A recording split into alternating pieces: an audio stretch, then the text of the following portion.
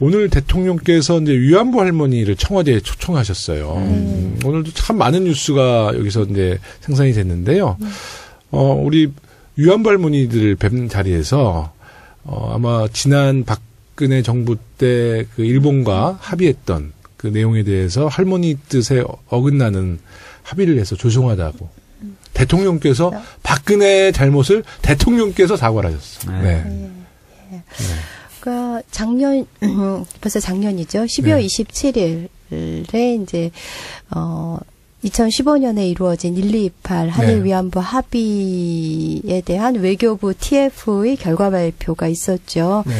참 뭐 지금 거의 이제 열흘 가까이 된 일이기는 하지만 다시 한번 되짚어 보면 일단 뭐 이면 합의가 있었던 거 이런 게 이제 백일화에 드러나지 않았습니까? 저희 박주민 의원님하고 저하고 여가위인데요. 저희가 그 1228 위안부 합의 관련해서 뭐 소녀상 이전과 관련된 이면 합의가 있었던 거 아니냐. 여가부 장관한테 줄기차게 질의했고 정말 뭐 시민사회 뭐 언론에서도 그렇게 했는데도 고발해야 되는 거 아니에요? 정말 그때 절대 없었다라고 그렇게 일관되게 거짓을 이야기했던 것도 정말 가증스럽고요. 아니, 최근에 윤병세 전 장관이 또 거기 항변을 하시더라니까. 그냥 그거는 이면 합의가 아니라 외교에 있어서 통상적으로 있는 비공개 부분이다. 네. 그게 이면 합의잖아. 그렇죠. 근데 정말 명분도 실리도 찾지 못한 정말 외교 참사였고 정말 그 문재인 대통령께서 오찬도 하셨지만 그 김복동 할머니가 편찮으시대요. 네, 그래서 거기 병원에 이제 문병 가셨어요. 그런 장면들이 정말 저는 항상 그 진정성이 느껴져서 볼 때마다 정말 감동적입니다. 근데 또 그런 광경을 보고 또 홍준표 대표가 이런 얘기를 하더라고. 문재인 정부는 정말 쇼를 잘한다고. 진짜 그쪽은 무릎 꿇고 사죄를 해도 용서를 못 받는데 정말 너무 잘하고 있고 진정성 있고 감동 어린 그런 장면에 대해서 평가절하는 것은 잘 몰라서 그래요, 홍준표 대표가. 뭐냐면 사실은 이제 외교부나 여가부가 이제 TF 발표를 하고 나서 한일 그 위안부 합의 문제를 어떻게 처리해야 될까를 사실 결론을 완벽하게 내리지 못했었어요. 대통령이 못을 박은 거예요. 안 된다, 이거는 합의 안 된다. 그 과정을 아는 사람은 대통령님이 어떤 의지를 가지고 계시고 어떤 뜻을 가지고 계시다는 거를 모를 수밖에 없기 때문에 홍준표 대표처럼 얘기를 하는 거예요. 근데 절대 아니죠. 이 TF 결과 발표를 놓고도 야 이거를 어떻게 해야 되냐, 시기를 어떻게 해야 되냐 등등등 많은데 그냥 대통령이 바로 다음 날 이건 안 된다. 이렇게 얘기하신 거잖아요. 그러니까 이 대통령님의 결단이 갖고 있는 그 깊은 고민과 이 결단을 내렸을 때 이 것들을 홍준표 대표 같은 분들은 모르시는 거죠. 그러니까 이제 뭐 그런 말을 하는 거죠, 함부로. 홍준표 대표가 참 잘하고 있어요. 그래서 우리 당이 지지율이 안 떨어지는 것 같아요. 아까도 얘기했잖아. 달력 그림. 너무 황당하다니까요, 지금. 하태경 의원이 완전히 오늘 그것 때문에 좀. 폭발했더라고요. 폭발했죠. 하태경 의원이 정신병자 같다고. 그렇게 누가 누구를 욕하는지 모르겠어요. 난 그쪽 분들은 왜 누가 누구를 욕하는지 모르겠어요.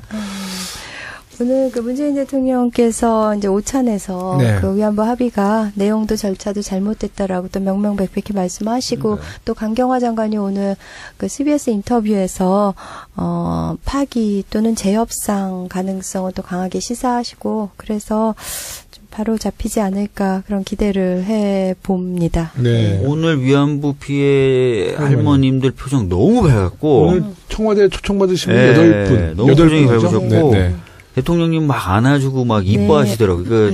그게 드러나요. 얼굴 표정에서. 이용수 할머님은 지난번에 그 트럼프 방한 때도 그 초대받아서 가셨는데요. 정말 굉장히 씩씩하시잖아요. 그리고 정정하시고. 그리고 할머니들 오늘 청와대 오실 때도 굉장히 의전을 의전을 굉장히 신경 써주시더라고요. 그러니까 할머니들도 오늘 굉장히 흡족하셨을 것 같아요. 근데 그 한일 위안부 합의 관련해서 박주민 의원님도 상임위에서 많이 하셨던 말씀인데 그게 이제 조약이냐. 사실은 뭐 서면 문서가 안 남아있기 때문에 조약도 아니고 그렇다면은 파기의 대상도 아닌 그냥 기자회견문만 있는 합의고 그렇다면은 그것을 뒤엎는 것이 큰 외교적 결례나 이렇지 않다. 뭐 이런 얘기들도 많이 하는 것 같습니다. 일단 1228 위안부 합의의 성격이 또 굉장히 이제 모호하죠. 그래서 그때도 이제 국제법적으로 네. 여러 전문가들한테 물어봤더니 이거 조약도 아니고 네. 굉장히 아무것도 아니라는 거예요. 그래서 뭐 파기고 자시고 뭐고 없다는 거예요. 그렇게 교수님들이 얘기하시더라고요. 네. 아니 그런데다가 이제 우리 법조인이시니까 우리 박근혜 대통령이 대통령으로 이제 취임해서 당선이 됐지만 또 탄핵으로 모든 그 권한과 권력을 국민들이 권력을 다시 이제 회수해 왔잖아요.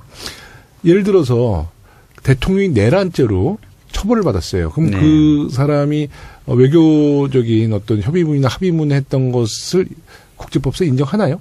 네, 사실 뭐 법적 안정성이라 그래가지고 소급해서 다 무효가 되거나 그러진 않습니다. 그러진 않아요.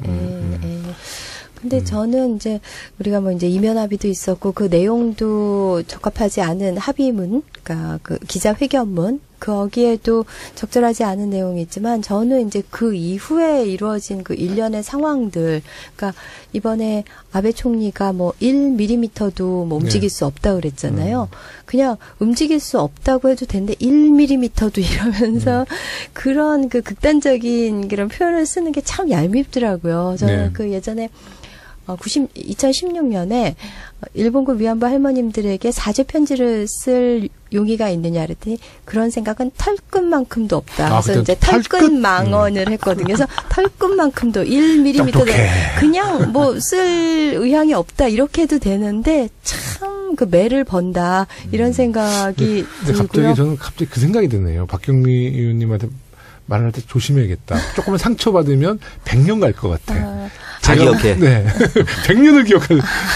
아니, 이것도 그렇고, 제가 이제 그 부분에 대해서 더 격분하는 것은 2016년에 그렇게 얘기를 했는데, 사실 1995년에 일본 총리 명의로 위안부 피해자 할머님들한테 사죄 편지를 썼어요. 그러니까 20년도 전에.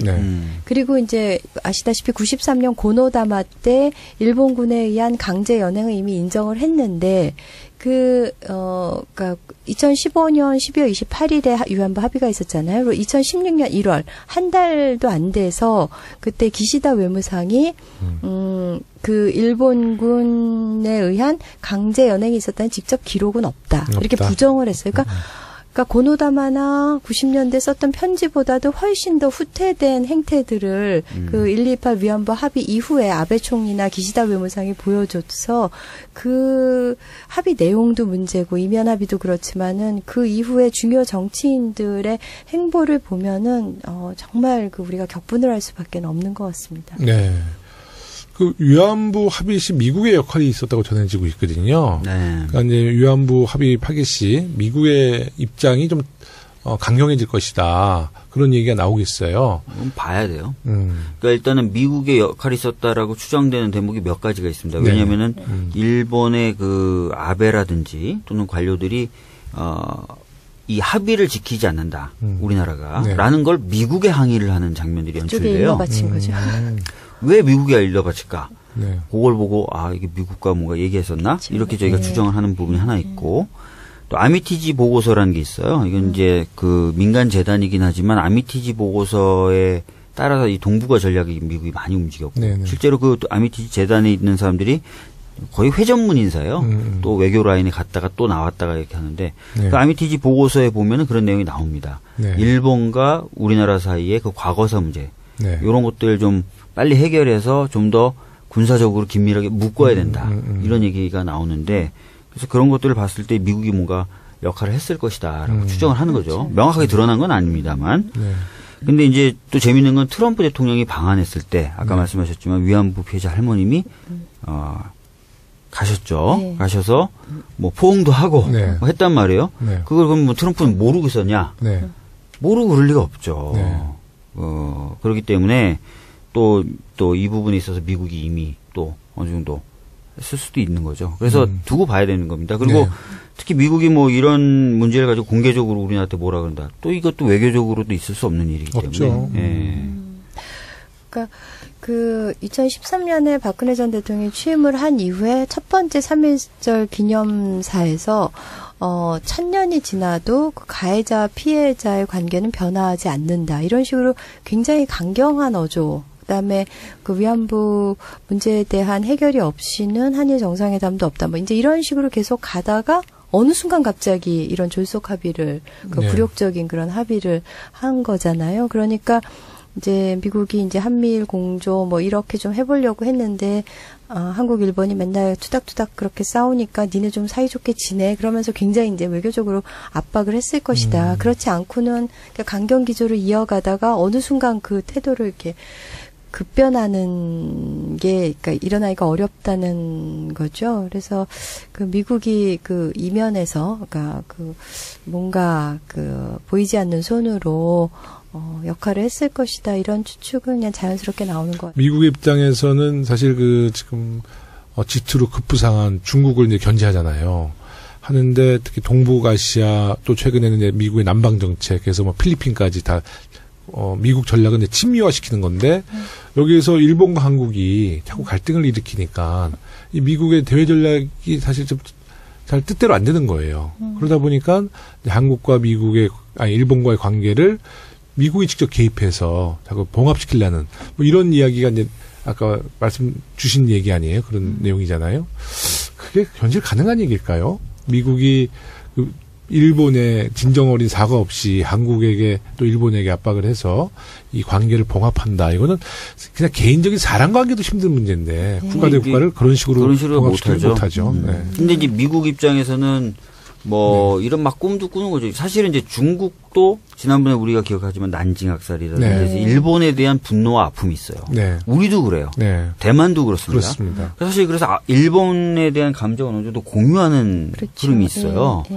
그리고 우리나라를 좀 중국에서 좀 떼놓고 중국에 대한 그 체인망을 구성해가지고 뭔가 중국을 포위하려면 이 반일 감정이라는 부분에서 우리나라를 좀 풀어놔야 된다는 생각을 했을 수도 있어요. 할 수도 있지만 현실 불가능한 거예요. 현실 불가능한 감정을 거죠. 우리가 어떻게 오히려 만약에 진짜 적절한 판단이라는 거를 했다면은 일본 보고 사과라고 하는 게 더 빠르죠. 더 빠른 게 아니라 그게 정답이죠. 그럼 정말 그러면 그러니까 일본이 진정 어린 사과를 하면 우리 대한민국 국민들이 그걸 받아들이지 않는 또 국민이 아니잖아요. 정말 진정 어린 사과 또 실천하면 아마 한일 관계는 굉장히 좋아질 거예요. 그러니까 독일 같은 경우는 쓴소리 해주잖아요. 독일은 아시다시피 그 가해자였고 엄청난 학살의 주범이었는데 유럽 통합의 주역이었어요. 그러니까요. 그거는 지나치다 싶을 정도로 사과하고 정말 통렬한 반성을 하고 그 진정성을 느꼈기 때문에 일본이 정신 차려야 돼. 일본이 뭐 그럴 깜냥이 안 되겠죠.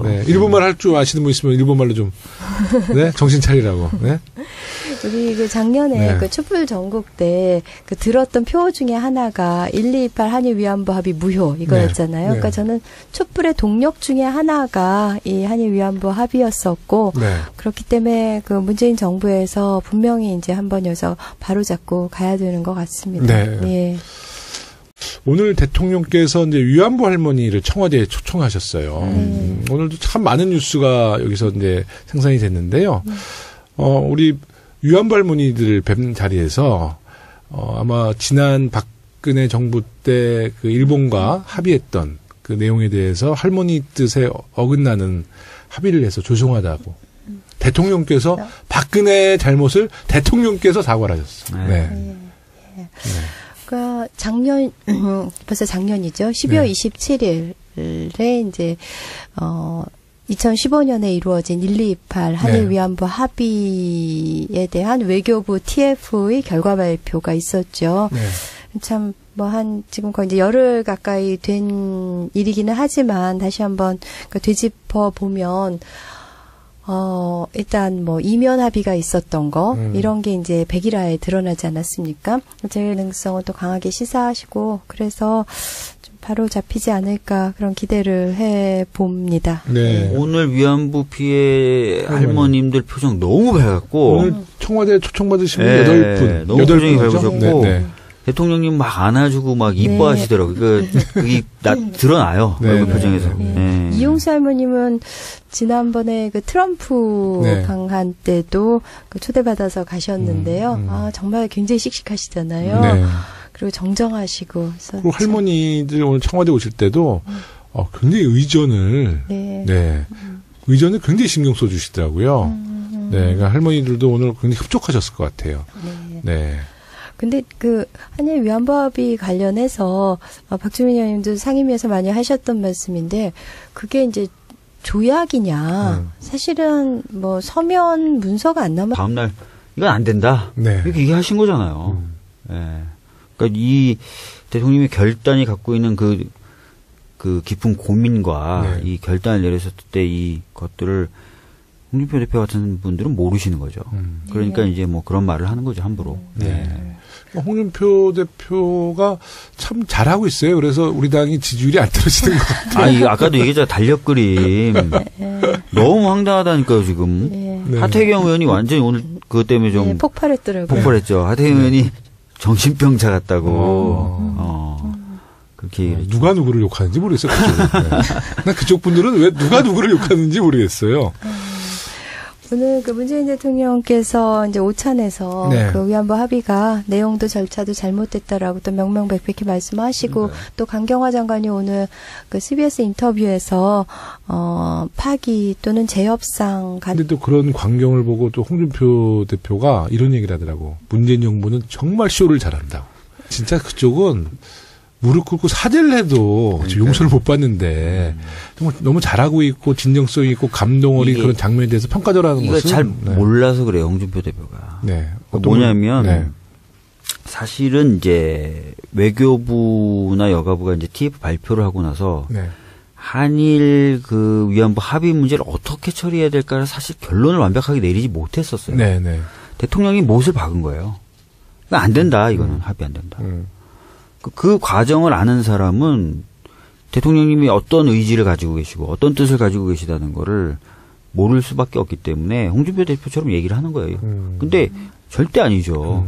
이 TF 결과 발표를 놓고도 이거를 어떻게 해야 되냐, 시기를 어떻게 해야 되냐 등등등 많은데 그냥 대통령이 바로 박주민 의원님하고 저하고 여가위인데요. 저희가 1228 위안부 합의 관련해서 소녀상 이전과 관련된 이면 합의가 있었던 거 아니냐. 여가부 장관한테 줄기차게 질의했고 정말 시민사회 언론에서도 그렇게 했는데도 고발해야 되는 거 아니에요? 정말 그때 절대 없었다라고 그렇게 일관되게 거짓을 이야기했던 것도 정말 가증스럽고요. 최근에 윤병세 전 장관이 또 거기 항변을 하시더라니까. 그냥 그거는 이면 합의가 아니라 외교에 있어서 통상적으로 있는 비공개 부분이다. 그게 이면 합의잖아. 그렇죠. 근데 정말 명분도 신뢰도 찾지 못한 정말 외교 참사였고 정말 문재인 대통령께서 오찬도 하셨지만 김복동 할머니가 편찮으시대요. 그래서 거기 병원에 문병 가셨어요. 그런 장면들이 정말 저는 항상 진정성이 느껴져서 볼 때마다 정말 감동적입니다.